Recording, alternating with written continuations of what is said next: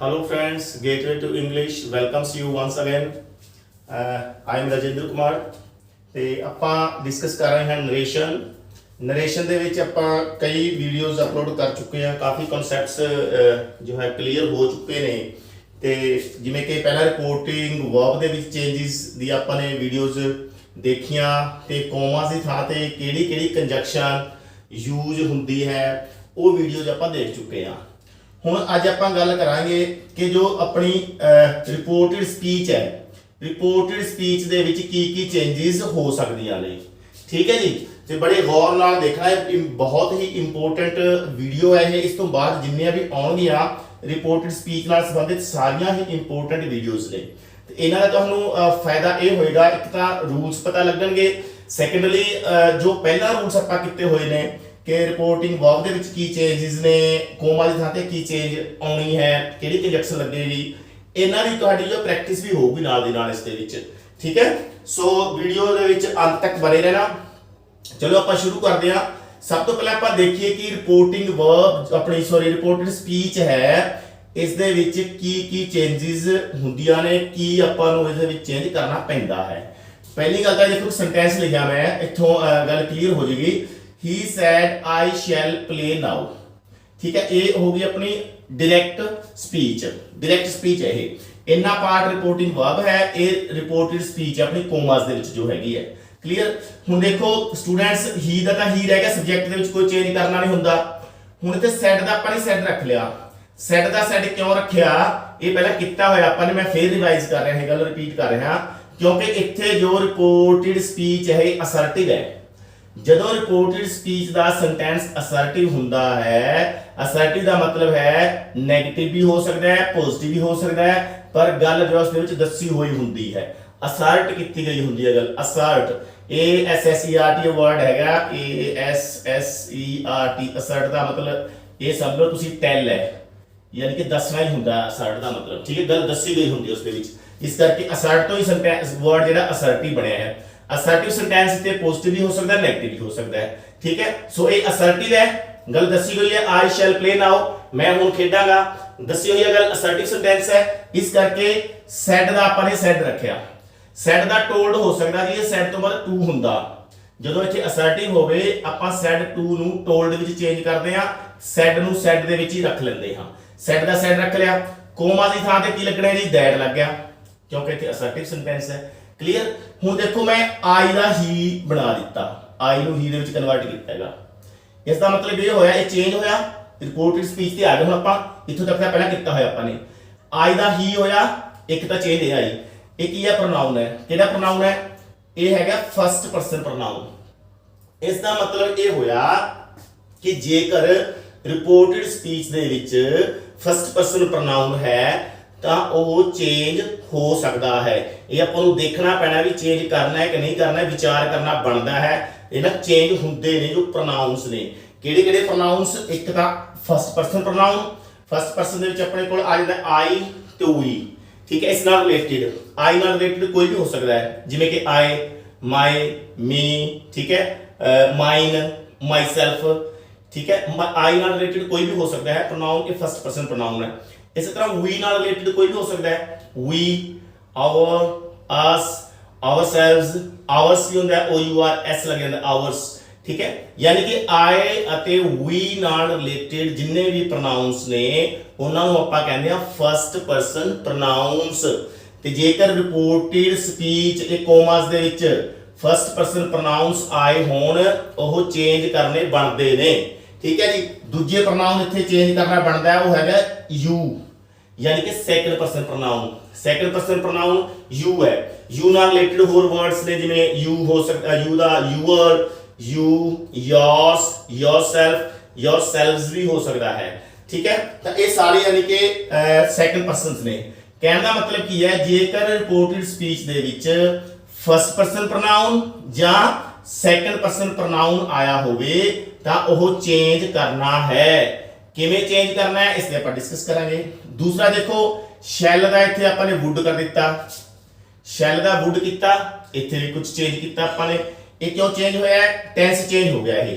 ठीक है। देखो फ्यूचर इंडेफिनिट टेंस है ये, फ्यूचर इंडेफिनिट ਫਿਊਚਰ ਇੰਡੈਫੀਨਿਟ ਦੇ ਵਿੱਚ ਸ਼ੈਲ ਜਾਂ ਵਿਲ ਯੂਜ਼ ਕਰਦੇ ਆਪਾਂ, ਜਾਂ ਜਿੰਨੇ ਵੀ ਫਿਊਚਰ ਦੇ ਟੈਂਸਿਸ ਨੇ ਸਾਰਿਆਂ ਦੇ ਵਿੱਚ ਸ਼ੈਲ ਵਿਲ ਜਿਹੜੀਆਂ ਹੈਲਪਿੰਗ ਵਰਬਸ ਨੇ ਆਉਂਦੀਆਂ ਹੀ ਆਉਂਦੀਆਂ ਨੇ। ਸ਼ੈਲ ਵਿਲ ਨਾਲ ਕੁਝ ਨਾ ਕੁਝ ਐਡ ਹੋ ਕੇ ਆ ਜਾਂਦਾ ਹੈ, ਠੀਕ ਹੈ। ਸ਼ੈਲ ਨਾਲ ਬੀ ਆ ਜਾਂਦਾ ਹੈ, ਸ਼ੈਲ ਬੀ, ਵਿਲ ਬੀ, ਠੀਕ ਹੈ। Shell have been, will have been, ਐਵੇਂ ਕੁਝ ਨਾ ਕੁਝ ਹੋਰ ਹੈਲਪਿੰਗ ਵਰਬ ਨਾਲ ਜੁੜ ਜਾਂਦੀ ਹੈ, ਪਰ ਸ਼ੈਲ ਵਿਲ ਪੱਕਾ ਹੁੰਦਾ ਹੈ, ਠੀਕ ਹੈ। ਤੇ ਸ਼ੈਲ ਅਤੇ ਵਿਲ ਨੂੰ ਵੁੱਡ ਅਤੇ ਸ਼ੁੱਡ ਵਿੱਚ ਚੇਂਜ ਕਰਨਾ ਹੁੰਦਾ ਹੈ। ਸੋ ਇੱਥੇ ਆਪਾਂ ਨੇ ਇਸ ਨੂੰ ਜੋ ਹੈ ਵੁੱਡ ਦੇ ਵਿੱਚ ਚੇਂਜ ਕੀਤਾ, ਯਾਨੀ ਕਿ ਟੈਂਸ ਚੇਂਜ ਹੋ ਗਿਆ, ਠੀਕ ਹੈ। ਵੁੱਡ ਨਾਲ ਵੀ ਵਰਬ ਦੀ ਫਸਟ ਫਾਰਮ ਲੱਗਦੀ ਹੈ, ਲਗਾਣੀ ਆਪਾਂ ਨੇ। ਦੇਖੋ ਇੱਕ ਆ ਚੀਜ਼ ਕੀਤਾ ਹੈ, ਨਾਉ ਦਾ ਦੈਨ ਹੋ ਗਿਆ, ਨਾਉ ਦਾ ਦੈਨ, ਯਾਨੀ ਕਿ ਤਿੰਨ ਚੀਜ਼ਾਂ ਚੇਂਜ ਹੋਈਆਂ ਫਰੈਂਡਸ ਇੱਥੇ। ਇੱਕ ਤਾਂ ਚੇਂਜ ਹੋਇਆ ਪ੍ਰੋਨਾਊਨ, ਨੰਬਰ 1 ਗੱਲ। ਦੂਸਰੀ ਗੱਲ ਟੈਂਸ ਚੇਂਜ ਹੋਇਆ, 2 ਗੱਲਾਂ ਹੋ ਗਿਆ।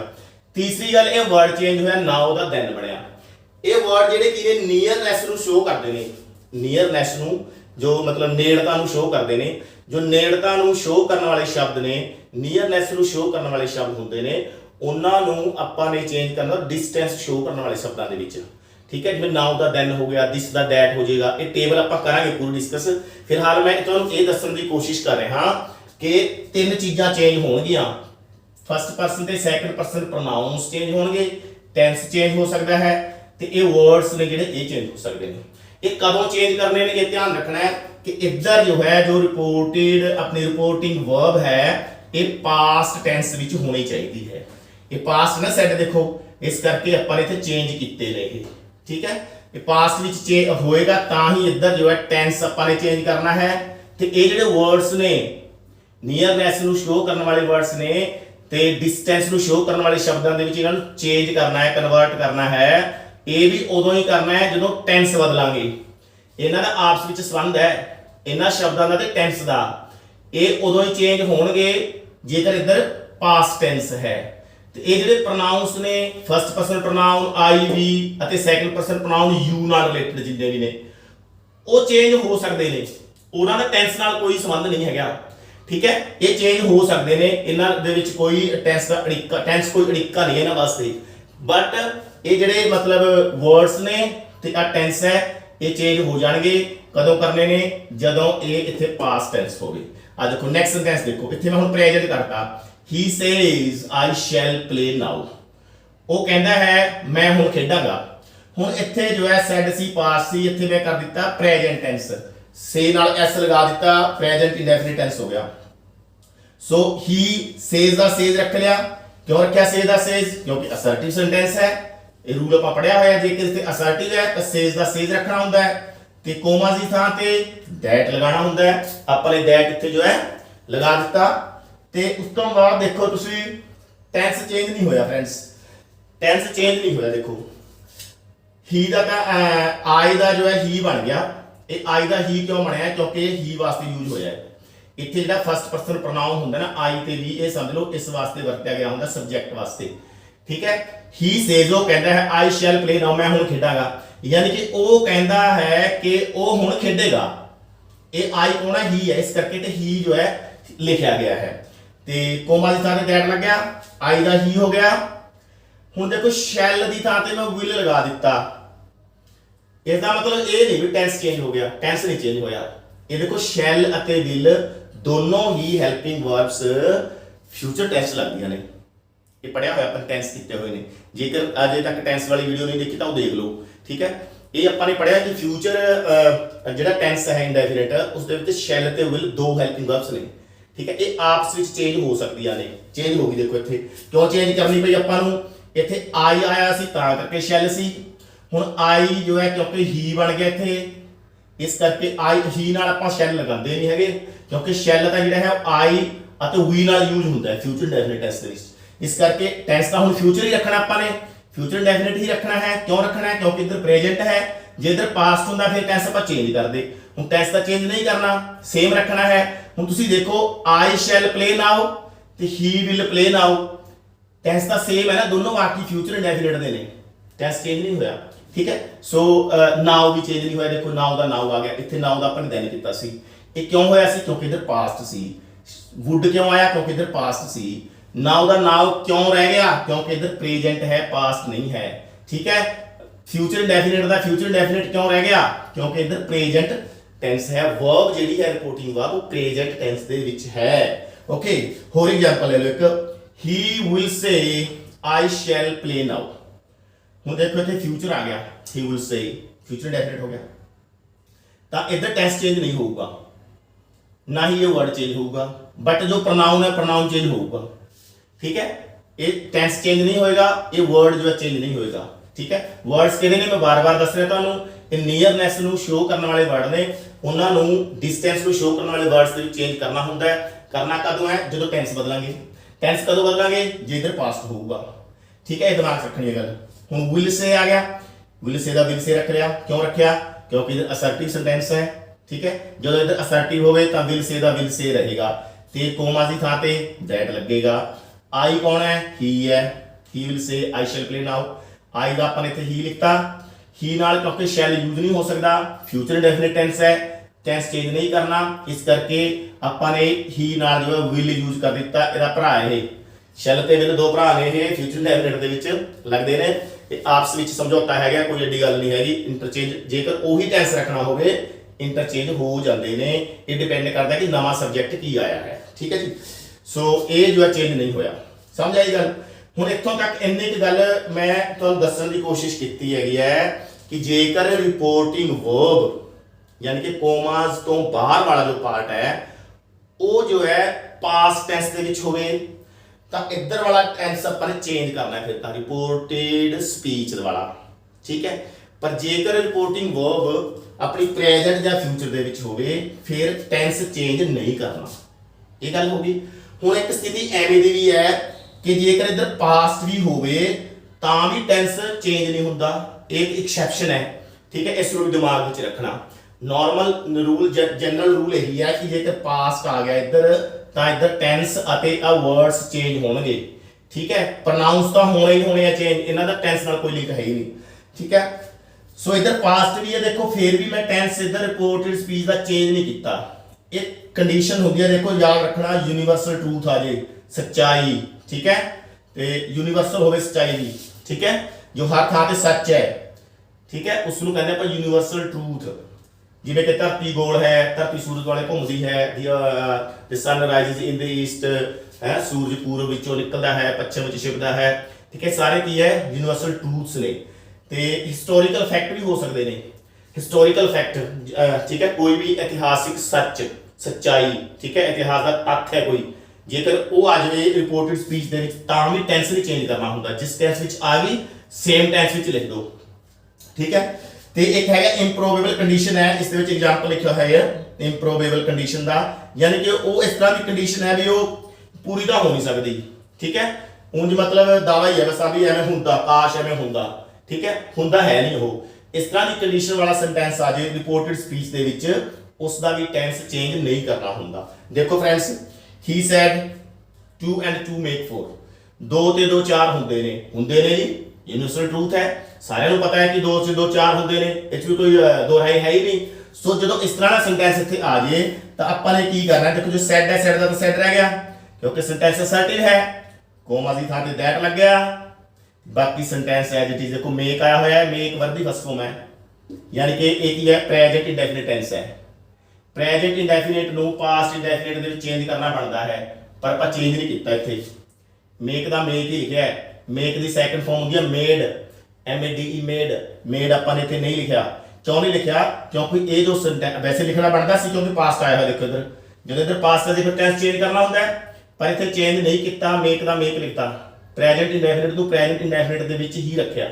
ਕਿਉਂ ਰੱਖਿਆ ਫਰੈਂਡਸ, ਕਿਉਂਕਿ ਇਹ ਜੋ ਹੈ ਯੂਨੀਵਰਸਲ ट्रूथ है।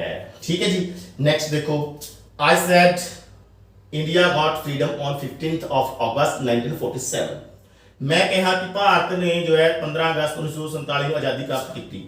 ये हिस्टोरिकल फैक्ट है, सच्चाई है, ऐतिहासिक तथ्य है, सो ये भी चेंज नहीं होगा। देखो आई सैड ਦਾ आई सैड रख लिया अपने, कोमा की थां ते दैट लग गया, उस तो बाद ये सेम सेंटेंस आ गया एज इट इज, कोई चेंज किया ही नहीं। ਇਹਦੇ ਵਿੱਚ ਕੋਈ ਪ੍ਰੋਨਾउन ਆਇਆ ਨਹੀਂ ਹੈ, ਫਸਟ ਪਰਸਨ ਪ੍ਰੋਨਾउन ਨਹੀਂ ਆਇਆ, ਆਈ ਵੀ ਕੋਈ ਨਹੀਂ ਆਇਆ, ਇੱਥੇ ਯੂ ਨਹੀਂ ਆਇਆ। ਜੇਕਰ ਉਹ ਆਏ ਹੁੰਦੇ, ਆਈ ਵੀ ਯੂ ਕੋਈ ਵੀ ਪ੍ਰੋਨਾउन ਜੇਕਰ ਆਇਆ ਹੋਇਆ ਤਾਂ ਪ੍ਰੋਨਾउन ਤੇ ਤਾਂ ਵਿਚਾਰ ਕਰਾਂਗੇ ਆਪਾਂ, ਪ੍ਰੋਨਾउंस ਚੇਂਜ ਹੋਣਗੇ ਬਟ ਟੈਂਸ ਚੇਂਜ ਨਹੀਂ ਹੋਊਗਾ। ਇਹ ਦਿਮਾਗ ਵਿੱਚ ਰੱਖਣੀ ਹੈ, ਮੈਂ ਬਾਰ-ਬਾਰ ਦੱਸ ਰਿਹਾ ਟੈਂਸ ਉਹੀ ਰਹੇਗਾ ਤੇ ਐਵੇਂ ਦੇ ਜਿਹੜੇ ਵਰਡਸ ਨੇ, ਠੀਕ ਹੈ, ਦਿਸ ਨਾਓ, ਇਹ ਵਰਡਸ ਵੀ ਚੇਂਜ ਨਹੀਂ ਹੋਣਗੇ, ਠੀਕ ਹੈ, ਸਮਝੇ, ਇਹ ਚੇਂਜ ਹੋਣਗੇ ਪਰ ਟੈਂਸ ਸੇਮ ਰਹੇਗਾ, ਵਰਡਸ ਨਹੀਂ ਚੇਂਜ ਹੋਣਗੇ, ਟੈਂਸ ਨਹੀਂ ਚੇਂਜ ਹੋਊਗਾ, ਸਿਰਫ ਪ੍ਰੋਨਾउंस ਚੇਂਜ ਹੋਣਗੇ, ਇਹ ਗੱਲ ਦਿਮਾਗ 'ਚ ਰੱਖਣੀ ਹੈ, ਠੀਕ ਹੈ ਜੀ। ਸੋ ਆ ਪ੍ਰੋਬੇਬਲ ਕੰਡੀਸ਼ਨ ਵਾਲਾ ਦੇਖ ਲਓ, he said to me if you were present there you would weep, ਉਸਨੇ ਮੈਨੂੰ ਕਿਹਾ, ਕਹਿੰਦਾ ਜੇਕਰ ਤੁਸੀਂ ਉੱਥੇ ਹੁੰਦੇ ਤੁਸੀਂ ਰੋ ਪੈਂਦੇ, ਜੇਕਰ ਤੁਸੀਂ ਉੱਥੇ ਕੋਈ ਘਟਨਾ ਹੋਈ ਹੋਊਗੀ, ਕਹਿੰਦਾ ਜੇ ਤੂੰ ਵੀ ਉੱਥੇ ਹੁੰਦਾ ਨਾ ਤੂੰ ਵੀ ਰੋ ਪੈਂਦਾ, ਇਹ ਗੱਲ ਕਹੀ ਹੈ, ਠੀਕ ਹੈ। ਤਾਂ ਇਹ ਹੈ ਤਾਂ ਨਹੀਂ ਸੀ ਹੁਣ, ਉਹ ਤਾਂ ਸਮਾਂ ਬੀਤ ਗਿਆ, ਨਾ ਹੀ ਉੱਥੇ ਹੁਣ ਹੋ ਸਕਦਾ, ਠੀਕ ਹੈ। ਜਦੋਂ ਇਸ ਤਰ੍ਹਾਂ ਦੀ ਕੰਡੀਸ਼ਨ ਹੋਵੇ ਉਸ ਨੂੰ ਕਹਿੰਦੇ ਆਪਾਂ ਇੰਪ੍ਰੋਬੇਬਲ ਕੰਡੀਸ਼ਨ।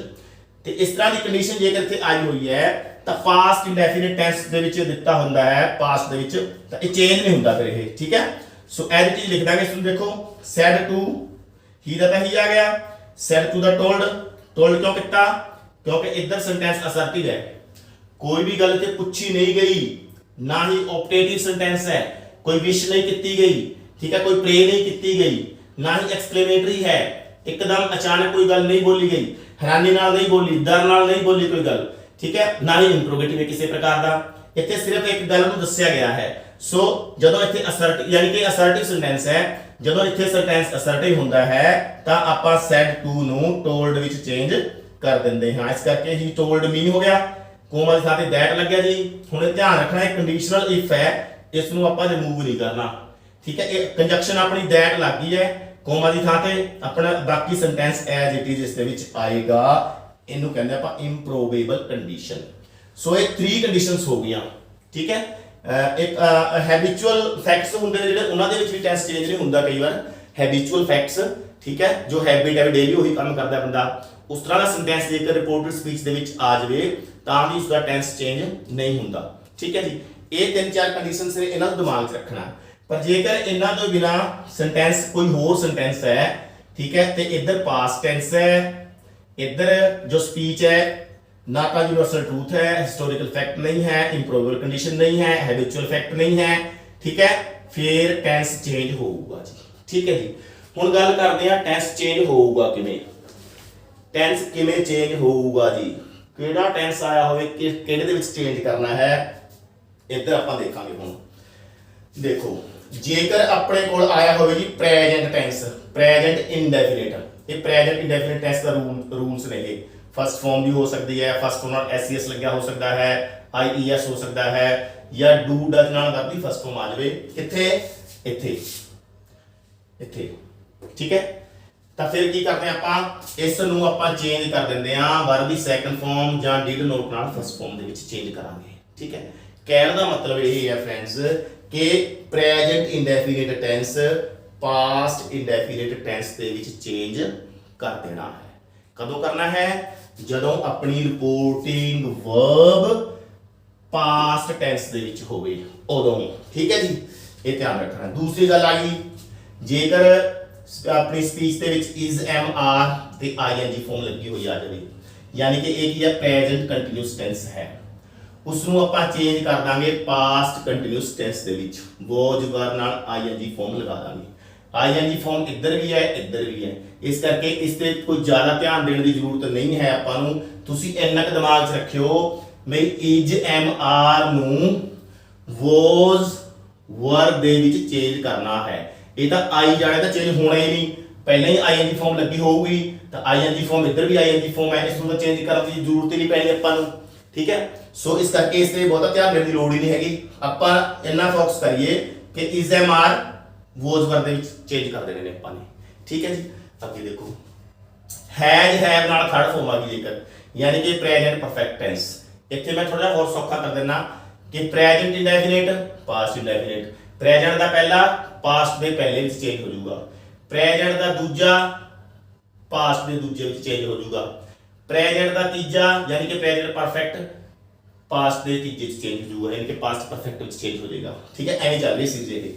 सो हैज हैव ਤੇ थर्ड फॉर्म आ गई, ये प्रेजेंट परफेक्ट टेंस है, ਇਸ ਨੂੰ ਆਪਾਂ ਕਨਵਰਟ ਕਰਨਾ ਹੈ ਪਾਸਟ ਪਰਫੈਕਟ, ਯਾਨੀ ਕਿ ਹੈਡ ਨਾਲ ਥਰਡ ਫਾਰਮ ਲਗਾ ਦੋਗੇ। ਹੁਣ ਤੁਸੀਂ ਦੇਖੋ ਥਰਡ ਫਾਰਮ ਇੱਧਰ ਵੀ ਹੈ ਤੇ ਇੱਧਰ ਵੀ ਹੈ, ਇੱਥੇ ਵੀ ਆਪਾਂ ਨੂੰ ਕੋਈ ਜ਼ਿਆਦਾ ਸਿਰ ਖਪਾਉਣ ਦੀ ਜ਼ਰੂਰਤ ਨਹੀਂ ਹੈਗੀ, ਆਪਾਂ ਸਿਰਫ ਇੰਨਾ ਕਿ ਯਾਦ ਰੱਖ ਲਾਂਗੇ ਵੀ ਜੇਕਰ ਹੈਜ਼, ਹੈਵ ਆ ਗਿਆ ਕਿੱਥੇ ਰਿਪੋਰਟਡ ਸਪੀਚ ਦੇ ਵਿੱਚ ਕੋਮਸ ਦੇ ਵਿੱਚ ਇੱਥੇ ਇਹਨਾਂ ਤੋਂ ਸੈਂਟੈਂਸ ਆ ਪਾਰਟ ਕੋਮਸ ਦੇ ਵਿੱਚ ਜੇਕਰ ਹੈਜ਼ ਹੈਵ ਆ ਗਿਆ ਤੇ ਇੱਧਰ ਪਾਸਟ ਟੈਂਸ ਆਇਆ ਹੋਵੇ ਇਹ ਧਿਆਨ ਰੱਖਣਾ ਹੈ ਤਾਂ ਹੈਜ਼ ਹੈਵ ਨੂੰ ਆਪਾਂ ਹੈਡ ਦੇ ਵਿੱਚ ਚੇਂਜ ਕਰ ਦਵਾਂਗੇ। ਇਹ ਇਸ ਵੀਡੀਓ ਦੇ ਵਿੱਚ ਆਪਾਂ ਰੂਲਸ ਦੇਖ ਰਹੇ ਹਾਂ ਅੱਜ ਤੇ ਨਾ ਆਪਾਂ ਇਹਦੀ ਪ੍ਰੈਕਟਿਸ ਵੀ ਕਰਾਂਗੇ ਠੀਕ ਹੈ ਉਸ ਦੇ ਵਿੱਚ ਤੁਹਾਡਾ ਹੋਰ ਕਨਸੈਪਟ ਕਲੀਅਰ ਹੋਊਗਾ। ਹਾਂਜੀ ਅਗਲਾ ਟੈਂਸ ਆਪਣਾ ਹੈਜ਼ ਹੈਵ ਬੀਨ ਲੱਗਿਆ ਹੁੰਦਾ ਆਈਐਨਜੀ ਫਾਰਮ ਹੈ ਇਸ ਵਿੱਚ ਸਿੰਸ 4 ਵੀ ਲੱਗਿਆ ਹੁੰਦਾ ਹੈ ਸਿੰਸ ਦੇ 4 ਵੀ ਲੱਗਿਆ ਹੁੰਦਾ ਹੈ। ਇਹ ਟੈਂਸ ਹੈਗਾ ਆਪਣਾ ਪ੍ਰੈਜ਼ੈਂਟ ਪਰਫੈਕਟ ਕੰਟੀਨਿਊਸ यानी कि प्रेजेंट का ये फोर्थ है ठीक है फोर्थ है प्रेजेंट की तो ये चेंज करनी है पास्ट की फोर्थ दे विच ठीक है प्रेजेंट का पहला पास्ट के पहले प्रेजेंट का दूजा पास्ट के दूजे चेंज करना है प्रेजेंट का तीजा टेंस पास्ट के तीजे टेंस में चेंज करना है प्रेजेंट का चौथा टेंस पास्ट के चौथे टेंस में चेंज करना है ठीक है। हुण इन्ना इत्थे मैं काम थोड़ा सौखा कर रहा होर ये वैसे तो दो टेंस ने ठीक है इधर थर्ड फॉर्म इधर आईएनजी फॉर्म है ठीक है।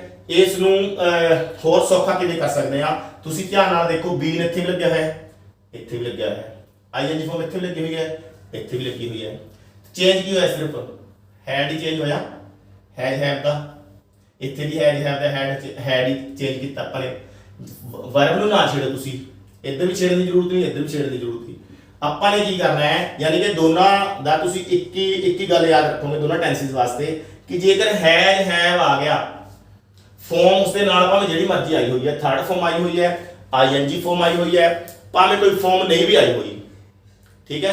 कई बार जो है हैज हैव मेन वर्ब के तौर पर आ जाते जिवें कहते आई हैव अ मार्कर ठीक है he has a pen has have होर इस नाल कोई होर वर्ब हो सकता ना भी लगी होवे एवें दा भी सेंटेंस आ सकता है तो आपां दा दिमाग 'च रखांगे भी जेकर हैज हैव आ गया उसनूं हैड दे विच चेंज कर देना बस मुक्ति गल ये है ठीक है जी।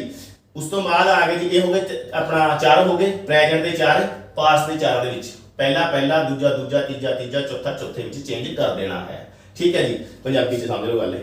उस तो बाद अगली गल आ गई जी अपनी जेकर पास्ट टेंस पहला ही आया होवे डायरेक्ट स्पीच है एवें लिखी हुई है कोमास बंद किए हुए ने डायरेक्ट स्पीच है इत्थे सैकंड फॉर्म आई हुई है पहला ही ठीक है जां डिड नॉट नाल फर्स्ट फॉर्म आई हुई है पहला ही यानी कि पास्ट इंडेफिनिट टेंस पहला तो ही देता डायरेक्ट स्पीच दे विच जे तां प्रेजेंट इंडेफिनिट है past indefinite they which change कर दिता आपां ने पर जे पहले ही पास्ट इंडेफिनिट आ गया फिर आपां उसनूं पास्ट परफेक्ट विच चेंज करना है।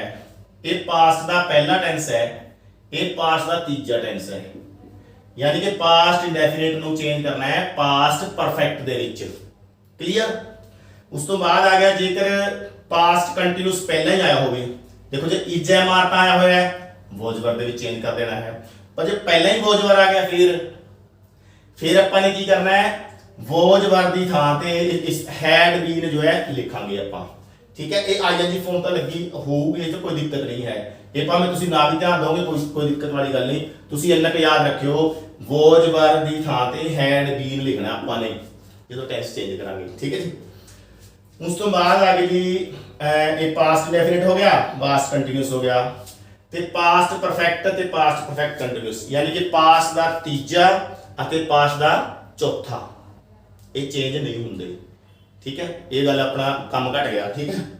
ਤੇ ਉਸ ਤੋਂ ਬਾਅਦ ਹੋਰ ਵੀ ਕੰਮ ਘਟ ਗਿਆ ਜਿਹੜੇ ਫਿਊਚਰ ਦੇ ਨੇ ਚਾਰ future indefinite future continuous future perfect continuous ਇਹਨਾਂ ਦੇ ਕੋਲ ਸਾਰਿਆਂ ਦੇ ਵਿੱਚ ਸ਼ੈਲ ਵੀ ਲਾਉਂਦਾ ਹੈ ਬਾਕੀ ਵਰਬ ਜਾਂ ਹੈਲਪਿੰਗ ਵਰਬ ਸ਼ੈਲ ਵੀ ਨਾਲ ਕੁਝ ਹੋਰ ਬਹੁਤਾ ਦੂਜਾ ਪਾਰਟ ਤੀਜਾ ਪਾਰਟ ਜੁੜਿਆ ਹੋਇਆ ਹੁੰਦਾ ਹੈ ਪਰ ਸ਼ੈਲ ਵੀ ਸਾਰਿਆਂ 'ਚ ਹੁੰਦਾ ਹੈ ठीक है। बाकी पार्ट्स को छेड़ने की जरूरत नहीं है ਆਪਾਂ सिर्फ फोकस करांगे शैल ते विल ਦੇ ਉੱਪਰ ਜੇ ਸ਼ੈਲ ਜਾਂ ਵਿਲ ਆਇਆ ਹੋਇਆ ਹੈ ਉਸ ਨੂੰ ਆਪਾਂ ਸ਼ੁੱਡ ਜਾਂ ਵੁੱਡ ਦੇ ਵਿੱਚ ਚੇਂਜ ਕਰਾਂਗੇ ਠੀਕ ਹੈ। ਸ਼ੈਲ ਦਾ ਸ਼ੁੱਡ ਵੀ ਹੋ ਸਕਦਾ ਹੈ ਵੁੱਡ ਵੀ ਹੋ ਸਕਦਾ ਹੈ ਇਸੇ ਤਰ੍ਹਾਂ ਵਿਲ ਦਾ ਵੁੱਡ ਵੀ ਹੋ ਸਕਦਾ ਹੈ ਸ਼ੁੱਡ ਵੀ ਹੋ ਸਕਦਾ ਹੈ ਇਹ ਡਿਪੈਂਡ ਕਰੇਗਾ ਕਿ ਜੋ ਸਬਜੈਕਟ ਹੈ ਉਹ ਕੀ ਹੈ ਨਵਾਂ ਸਬਜੈਕਟ ਕੀ ਹੈ हो सकता है डायरेक्ट स्पीच दे विच आई शैल लग्या होवे जिवें इत्थे आ गया सी केस आ देखो आई शैल ठीक है ते जदों आपां इस नूं इनडायरेक्ट दे विच चेंज कीता आई दा तां ही बन गया हुण ही नाल जो है शैल थोड़ी ना यूज करांगे आपां ठीक है ही नाल विल हो गया इधर देखो आ देखो इधर टेंस चेंज नहीं कीता पर टेंस सेम रह गया ना क्योंकि इधर प्रेजेंट इधर पास्ट कर देखो पहला देखो आई नाल शैल लग्या होया इधर पास्ट टेंस है इधर आई नाल शैल है शैल दा शुड या वुड दे विच आपां उसनूं बदलांगे आई दा ही बन गया इत्थे हुण ही नाल शैल तां नहीं लगांदे आपां ही नाल तो विल लगता है, तो विल का पास्ट की है फिर वुड, इत्थे वुड लिखांगे आपां, ठीक है। यानी कि देखो है तो शैल सी, शैल का वुड दे विच चेंज हो गया, होना चाहिए सी सैल शुड दे विच, पर क्यों? क्योंकि सब्जैक्ट नवा जो है होर हो गया, प्रोनाउन बदल गया। इत्थे आई सी शैल है, जे इत्थे भी आई आ जांदा तां फिर शैल दा आपां शुड कर दिंदे, ठीक है। जे इत्थे भी दोबारा भी आई आ जाता कन्वर्ट होके भी सेम रह जाता सब्जैक्ट, जिवें मान लो इत्थे आई हुंदा ना, आई सैड, फिर इत्थे आई दा आई रहना सी, क्योंकि मैं कहा, ठीक है, मैं हुण खेडांगा तो मैं कौन आ? मैं ही आ, आई दा आई रह जाना सी इत्थे। जे आई दा इत्थे आई रह जांदा फिर आपां शैल दा शुड कर दिंदे, वुड यूज नहीं होना सी फिर, ठीक है। ये डिपेंड करदा सब्जैक्ट पे, तां ही इत्थे मैं लिखिआ भी शैल ते विल है वुड जां शुड विच चेंज हो सकदे ने, दोनों। शैल दा शुड बन सकता है, वुड भी बन सकता है, विल दा शुड भी बन सकता है, वुड भी बन सकता है, ठीक है, दोनों चेंज हो सकता है, ठीक है। सो ये गल हो गई टेंसेस दी इत्थों तक दी अपनी, ठीक है, क्लीयर। हुण जेकर कैन आया होवे ध्यान रखना कुड दे विच चेंज करोगे इसनूं, मे आ गया तो मे नूं माइट विच चेंज करोगे, मस्ट आ गया मस्ट नूं हैड टू दे विच भी चेंज कर सकते हैं। ऑप्शन च देख लिओ हैड टू वाला जेकर आया होया, मस्ट वाला नहीं आया होया, ठीक है, आंसर ऑप्शन दे विच तां हैड टू भी करैक्ट होगा। मस्ट दा मस्ट भी रख सकते हैं, दोनों इस लई ठीक होंदे ने दोनों ही, ठीक है जी। ये हो गया अपना इस तरह कन्वर्ट करना अपन इन्हां नूं, ठीक है। ये चीज आई होवे इन्हां दे विच आपां चेंज कर दांगे इसनूं, बिल्कुल ईजी है, कोई ज्यादा औखा काम नहीं है।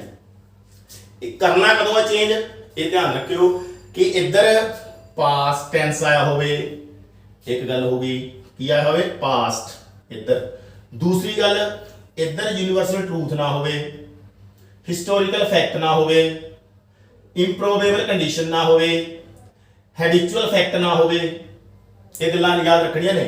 इधर पास्ट टेंस होवे, ठीक है, ते इधरले पासे यूनिवर्सल ट्रूथ नहीं होनी चाहिए, ठीक है, ते हिस्टोरिकल फैक्ट नहीं होना चाहिए, इंप्रोबेबल कंडीशन नहीं होनी चाहिए, हैबिचुअल फैक्ट नहीं होना चाहिए।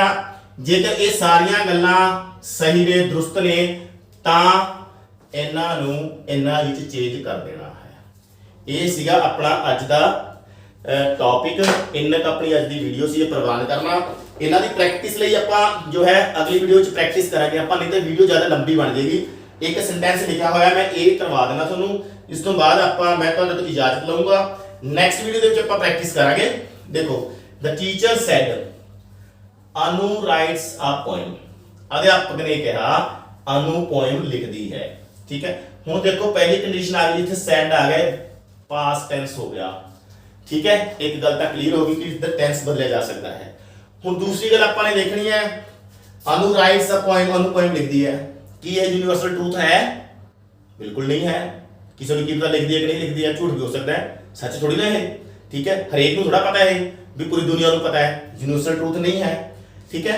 दूसरी गल ये देखनी आपां ने, हिस्टोरिकल फैक्ट भी नहीं है ये, ठीक है, ऐतिहासिक सच भी नहीं है, क्लियर गल हो गई। ते तीसरा ये अपना इंप्रोबेबल कंडीशन भी नहीं है, इफ नहीं लग्या हुआ इत्थे, ठीक है। इस तरह वर का यूज नहीं होया होया, इस तरह का जेकर सेंटेंस हुंदा तां भी जो है आपां सेम रख लेंदे। पर हुण देखो पास्ट टेंस भी आ गया, रिपोर्टिंग वर्ब, जड़ी कोमास तो बाहर वर्ब ना देखनी हो पास्ट विच है, ओके। दूसरी गल यूनिवर्सल ट्रूथ है नहीं है, ठीक है, हैबिचुअल फैक्ट नहीं है, ठीक है, हिस्टोरिकल फैक्ट नहीं है, प्रोबेबल कंडीशन नहीं है, इसका मतलब टेंस चेंज होगा, टेंस चेंज कर देंगे, ठीक है। इधर क्या है, verb the first form SS लगा है, आ देखो फर्स्ट फॉर्म एसएस लगा है, यानी कि प्रेजेंट इंडेफिनिट टेंस है, किदे विच चेंज होगा? पास्ट इंडेफिनिट दे विच, ठीक है। पॉजिटिव सेंटेंस है, पॉजिटिव दा पॉजिटिव ही रखना है, ये ध्यान रखियो। जेकर इधर सेंटेंस पॉजिटिव है, पॉजिटिव दा पॉजिटिव रखांगे, नेगेटिव है तो नेगेटिव रखांगे। पर जे इंट्रोगेटिव है, इत्थे जेकर इंट्रोगेटिव है, इंट्रोगेटिव नहीं रहने देना, ये ध्यान रखना है, ठीक है। इनडायरेक्ट स्पीच दा इंट्रोगेटिव सेंटेंस नाल कोई वाह वास्ता नहीं है, कोई संबंध नहीं है, बनती नहीं है इन्हां दी, ठीक है। ये ध्यान रखियो, बस इट घड़े दा वैर है। जेकर इधर आ गया इंट्रोगेटिव सेंटेंस, इंट्रोगेटिव नहीं रहने देना। हाँ, जे नेगेटिव है नेगेटिव रखांगे, पॉजिटिव है पॉजिटिव रखांगे। ते जे सेंटेंस नेगेटिव भी है ते इंट्रोगेटिव भी है तां ओह इंटरोगेशन तक खत्म करना ही करना है, पर नेगेटिव तो उसनूं रखांगे ना आपां। ये गल आपां पहले ही कह रहे हैं नेगेटिव रखना है, नेगेटिव नूं चेंज नहीं पॉजिटिव नहीं बना देना। हाँ, इंट्रोगेटिव नूं जो है आपां ये कह लईए भी असर्टिव दे चेंज कर दांगे, ਜੇਕਰ ਸੈਂਟੈਂਸ ਇੰਟਰੋਗੇਟਿਵ ਹੈ ਉਸ ਨੂੰ ਅਸਰਟਿਵ ਦੇ ਵਿੱਚ ਚੇਂਜ ਕਰ ਦਾਂਗੇ। ਅਸਰਟਿਵ ਦਾ ਮਤਲਬ ਗੱਲ ਦੱਸੀ ਹੋਈ ਹੋਣਾ ਸੈਂਟੈਂਸ ਵਿੱਚ, ਠੀਕ ਹੈ। ਸੋ ਇਹ ਸੀਗਾ ਦੇਖੋ ਪਾਸਟ ਪ੍ਰੈਜ਼ੈਂਟ ਇੰਡੈਫਿਨਿਟ। ਅਸਰਟਿਵ ਸੈਂਟੈਂਸ ਪਹਿਲਾਂ ਹੀ ਆਇਆ ਹੋਇਆ ਹੈ, ਪਾਸਟ ਇੰਡੈਫਿਨਿਟ ਦੇ ਅਸਰਟਿਵ ਦੇ ਵਿੱਚ ਬਦਲਾਂਗੇ ਆਪਾਂ। ਇਹ ਦੇਖੋ ਪ੍ਰੈਜ਼ੈਂਟ ਇੰਡੈਫਿਨਿਟ ਦਾ ਅਸਰਟਿਵ ਹੈ ਨਾ, ਪੋਜ਼ਿਟਿਵ ਹੈ, ਤਾਂ ਪਾਸਟ ਇੰਡੈਫਿਨਿਟ ਦਾ ਹੀ ਪੋਜ਼ਿਟਿਵ ਹੀ ਬਣਾਵਾਂਗੇ। ਪਾਸਟ ਇੰਡੈਫਿਨਿਟ ਦੇ ਪੋਜ਼ਿਟਿਵ ਦੇ ਵਿੱਚ ਸੈਕੰਡ ਫਾਰਮ ਲੱਗਦੀ ਹੈ, ਡਿਡ ਨੋਟ ਤੇ ਫਸਟ ਫਾਰਮ ਨਹੀਂ ਲੱਗਦੀ। ਇਸ ਕਰਕੇ ਪਾਸਟ ਪ੍ਰੈਜ਼ੈਂਟ ਇੰਡੈਫਿਨਿਟ ਦੇ ਪੋਜ਼ਿਟਿਵ ਸੈਂਟੈਂਸ ਨੂੰ ਪਾਸਟ ਇੰਡੈਫਿਨਿਟ ਦੇ ਪੋਜ਼ਿਟਿਵ ਸੈਂਟੈਂਸ ਵਿੱਚ ਚੇਂਜ ਕਰ ਦਿੱਤਾ, ਠੀਕ ਹੈ। ਤੇ ਫਸਟ ਫਾਰਮ ਸੀ, ਇੱਥੇ ਸੈਕੰਡ ਫਾਰਮ ਕਰਨੀ ਹੈ। ਰਾਈਟਸ ਦੀ ਥਾਂ ਤੇ ਆਪਾਂ ਨੇ ਲਿਖਤਾ wrote. Anu as it is ਆ ਗਿਆ ਸੈਕੰਡ ਫਾਰਮ, ਇਹ ਆਬਜੈਕਟ ਐਜ਼ ਇਟ ਇਜ਼ ਆ ਗਿਆ, ਕੋਮਾਜ਼ ਹਟ ਗਏ, ਇਹ ਕੋਮਾਜ਼ ਦੀ ਥਾਂ ਤੇ ਦੇਖੋ ਜੀ ਦੈਟ ਲੱਗ ਗਿਆ ਕਿਉਂਕਿ ਅਸਰਟਿਵ ਸੈਂਟੈਂਸ ਸੀ ਇਹ, ਇੱਥੇ ਆਪਾਂ ਨੇ ਦੈਟ ਲਗਾ ਦਿੱਤਾ।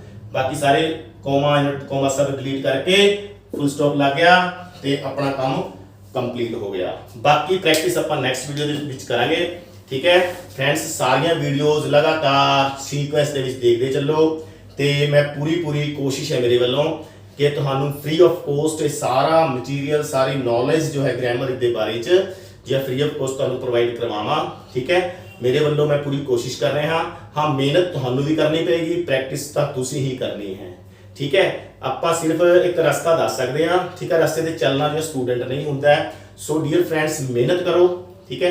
ਪ੍ਰਮਾਤਮਾ ਕਰੇ ਤੁਸੀਂ ਆਪਣਾ ਜੋ ਤੁਹਾਡਾ ਟਾਰਗੇਟ ਹੈ ਉਸ ਨੂੰ ਪ੍ਰਾਪਤ ਕਰਨ ਦੇ ਵਿੱਚ ਸਫਲ ਹੋਵੋ। ਤੇ ਹੁਣ ਮੈਨੂੰ ਦਿਓ ਇਜਾਜ਼ਤ, ਆਪਾਂ ਮਿਲਦੇ ਹਾਂ ਨੈਕਸਟ ਵੀਡੀਓ ਦੇ ਵਿੱਚ। Thank you very much, bye bye.